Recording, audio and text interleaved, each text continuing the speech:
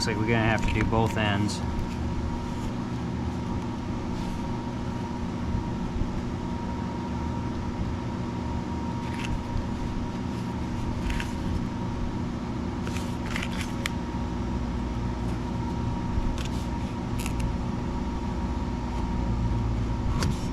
Whoop. Careful there.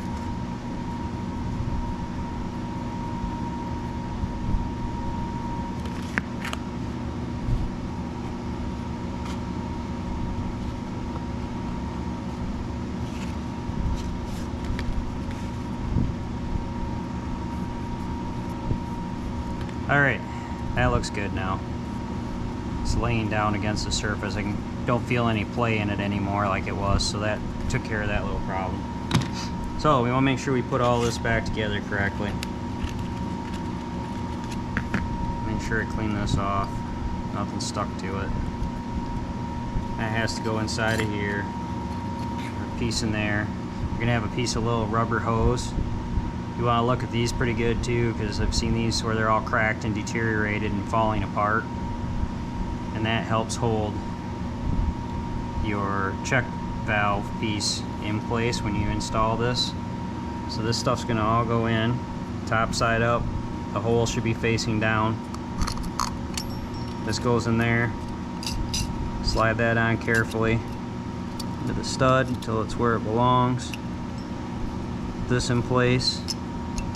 This will go in there in between, so this is kind of captured between here and here, and this holds that down. So those go on just like that. Remember, that little tiny hole in this metal piece has to be facing down so oil can return into the engine. This piece will go on there, so this one goes just like so. This gasket's going to fit great because this piece is slightly smaller. So this goes on just like this. So right now this has got play in it because you got that piece of hose. So that piece of hose is actually going to be compressed when you tighten that down, that orange rubbery piece. So that takes just a regular 1/4-20 nut and a lock washer. And those are just going to thread right on there. These you don't need to get carried away with torquing down. Basically going to compress everything, make sure it's pretty well straight.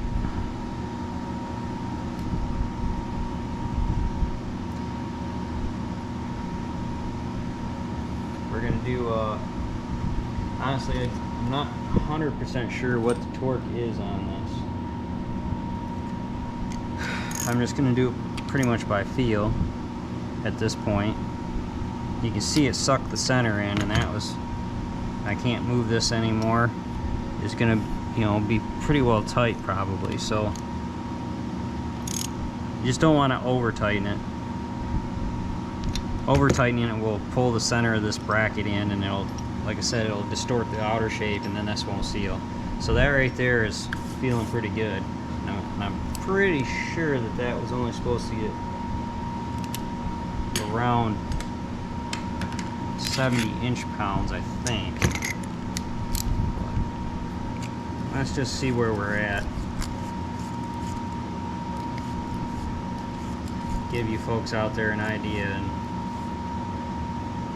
I've done a lot of these in the past, and this portion is the same as all the bigger Kohlers, so I feel pretty good about where that one's tightened to.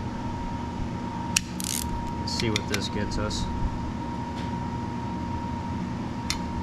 So I just went, that was 70, but it didn't click, so let's see. Let's go down to 40.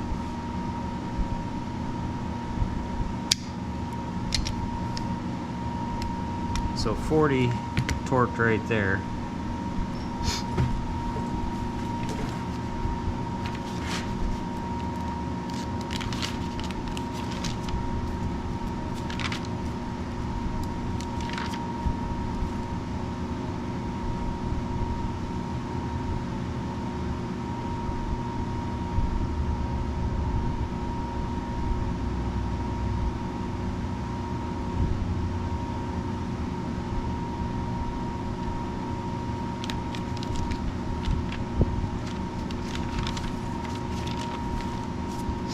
I'm not sure. Just looked up the looking up the torque spec, and I really don't see anything. But here's what we look like now. Pretty well getting there.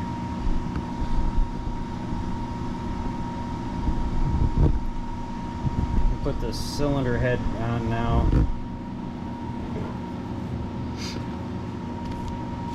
So we're gonna have brand new cylinder head gasket. A couple things you should be aware of with these type of head gaskets.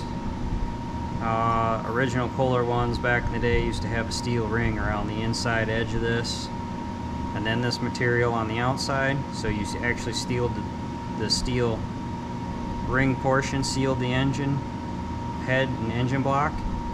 These do not. So you want to be aware that when you do install these, make sure that the re-torque them after you run the engine. So typically I will torque these down and run the engine 10-15 minutes, get it good and warm, and then recheck the torque. And I've had instances in the past on the big horsepower engines that these head gaskets would, after 15-20 minutes of runtime, you could actually let it cool off, check the torque, and they would be under torqued because this material that this gasket's made out of doesn't, it compresses apparently from the heat. It settles out, and then you just don't have a good torque anymore. So you'll want to be aware of that. So this cylinder head, I actually blued it. It was warped really bad. Put a flat edge against it from here to here, and I could see light between bolt holes in several places. Same here. So I used Dykem dye for tool and die and blued the surface of this, and then sanded it to get it flat again. And you can see where it's still slightly low here in spots, but it's where the gasket seals is the main thing. And this, actually, I could put a feeler gauge that was like 13-14 thousandths between, and have a little wiggle space on a couple of them, that probably 20 to 25 thousandths gap. You want to make sure you kind of check this out and make sure you get this flat. If you can, you know, it doesn't have to be exactly perfect, but if you can get it pretty flat, you'll be doing a lot better down the road as far as head gasket longevity and that. You can use glass with a piece of sandpaper taped to it, and actually just take it on the glass and lay it down flat and round and around on it, and it'll do the same effect as what I did here. This I actually took to work with me and did on a belt sander that we have for doing stuff. But yeah, if you don't have Dykem dye or something like that, you can use a paint marker and just, or a black felt marker, even permanent marker, and just paint the surface with the marker, and then do it. And once you run the sandpaper over it on it, you know, put the sandpaper on a piece of glass. So you can use an old window pane or something and put the glass paper on the glass and just tape the corners down and run this across it a little bit. You'll be able to tell where it's low and where it's high. And the idea basically is to get it to the point where you don't have any low and high spots anymore. So that'll go on just like so. I'll pay attention to your head gasket. The way this one's cut, you can't put it on the other direction because the relief between it is offset, and it actually will hit the intake valve even though the bolt pattern will line up. So you gotta make sure you pay attention to that, get it on there right. Head goes on. Take 6 bolts on this one. I just so happen to have 6 bolts here. They're all cleaned up and ready to go. So we're gonna get this started. There, maybe. There we go. And one here.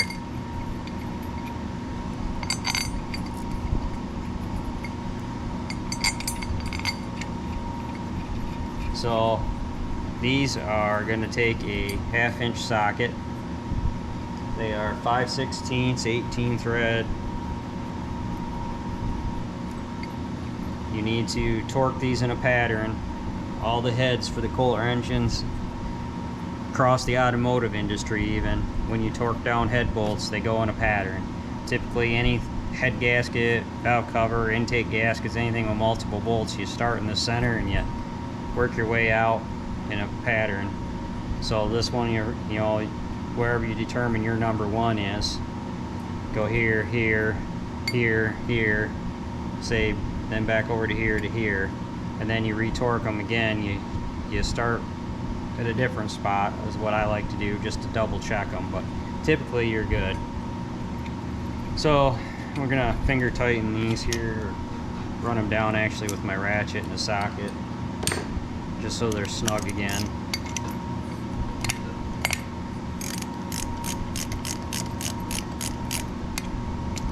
Stop as soon as you feel it just snug up, because you'll lift the head up on one side, and if you over torque it in one spot to the other, you will warp this head because it's aluminum.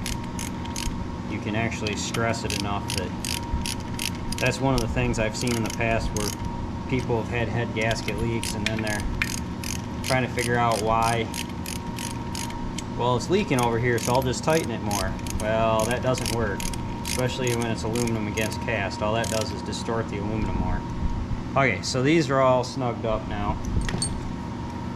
We're going to take my torque wrench here, 1/2-inch socket and a short extension.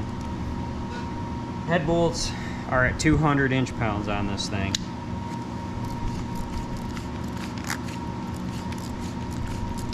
We're going to crank